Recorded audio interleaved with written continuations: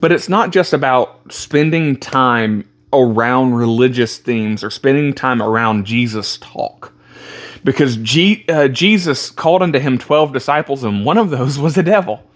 Judas spent 3.5 years with Jesus, just like Peter did. And yet, by the end of it, Judas had a very different outcome of his life than the rest of the disciples. So the question is not, have you spent time with Jesus?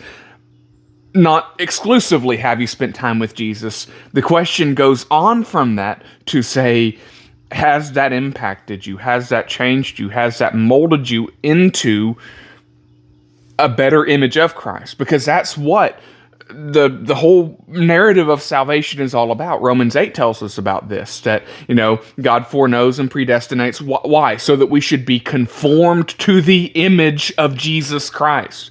That is the purpose. So if a person, has an education, or they've spent time studying their Bible, and they've got all the credentials in that way in academia, but yet their character does not reflect Christ, if there's no meekness, no tenderness, no forgiveness, if it's all me, my way or the highway, and they're all authoritative. Remember, Jesus was the ultimate authority on earth, and he came on Palm Sunday not riding a horse, but riding a donkey.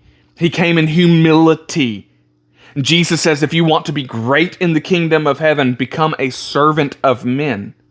And so it comes down also to character. And a lot of what kicked this whole conversation off in the first place, new, fresh converts being passionate about wanting to communicate the things of God. That's awesome and wonderful. But you need to take time to learn.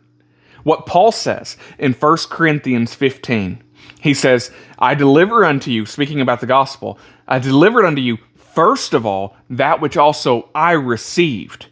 Jesus, when he tells his disciples about the Great Commission, go you into all the world and preach the gospel to every creature. That's how Mark puts it. Matthew tells us, he says, teaching them all things whatsoever I have commanded you.